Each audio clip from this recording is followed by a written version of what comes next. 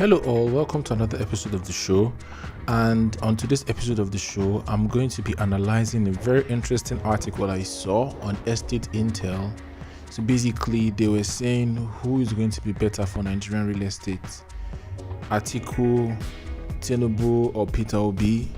And I found the Estate Intel article to be quite balanced and data driven. So I'm going to be analyzing that article. So basically, they started by saying that the real estate and the construction industry has a linear correlation to the GDP of Nigeria. And if you look at the graph, there's actually a direct correlation between GDP and the state of contribution of this industry. And so let's look at the very first person that they were analyzing based on their manifesto, and it's none other than Atiku Abubakar, a serial presidential candidate for how many years now? He's been trying, and he's also putting his hat in the ring again.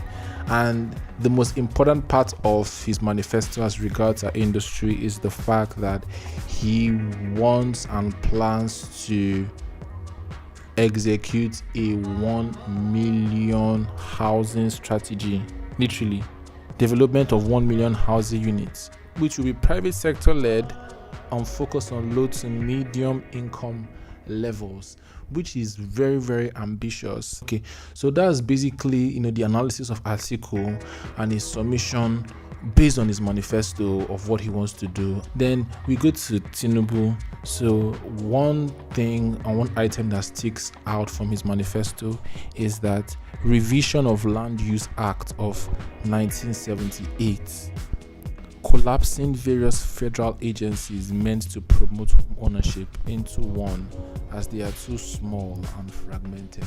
In Lagos, there are lots of ideas and lots of accusations of Tinubu, going since he has been in power, land grabbing and allocating choice plots to his friends and developers that are in his good books. And so he's now saying that he's going to go to the federal and solve some of the issues in the Land Use Act. And also he's going to harmonize agencies like the NMRC, National Mortgage Refinance Company, and National Housing Authority, NHA.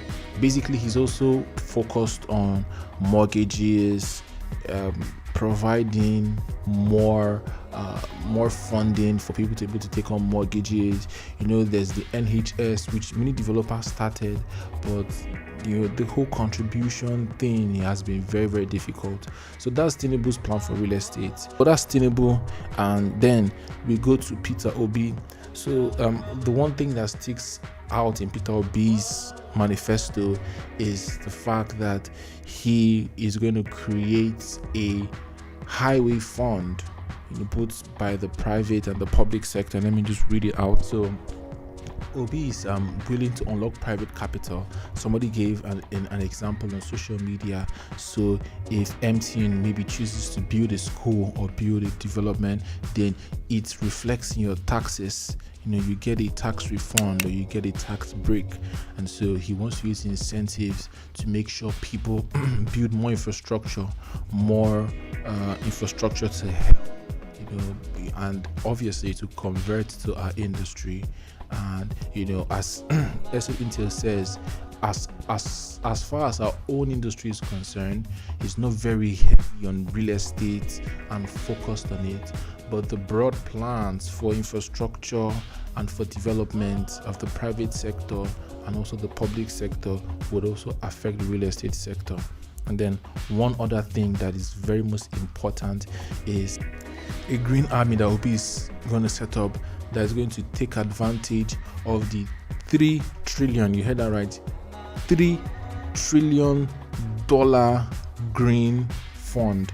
So the whole world is talking about net zero, going green by 2030, and there are private individuals, association, governments, the G20. A lot of people have been having meetings and putting up frameworks and strategies to be able to fund developers, fund countries, fund green initiatives that are bent on reducing carbon 4 and greenhouse gases to the ozone.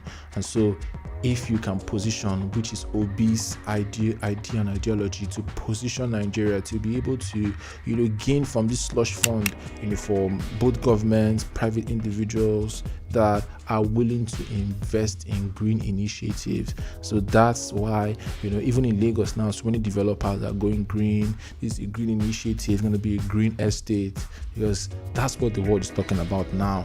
And so Nigeria will do well to position themselves, able to gain from such a magnanimous and huge fund that's available for people, governments, developers, agencies, and the likes. So this is the analysis of the three major contenders and their policies that are affecting real estate. Which of them do you really believe in? Which of them do you think are going to actually deliver? And per this article, which of them do you think have shown a track record able to take this real estate, as an investor, or both as somebody as an analyst? Let me know what you think. Kindly like, kindly share, kindly subscribe. Thank you so much for watching. Here's the Ownahome.ng TV show. At Ownahome, we believe that owning a home, owning the property should not make you lose sleep. So we're committed to give you the very best property recommendations and insider real estate. Yes. Thank you so much for watching.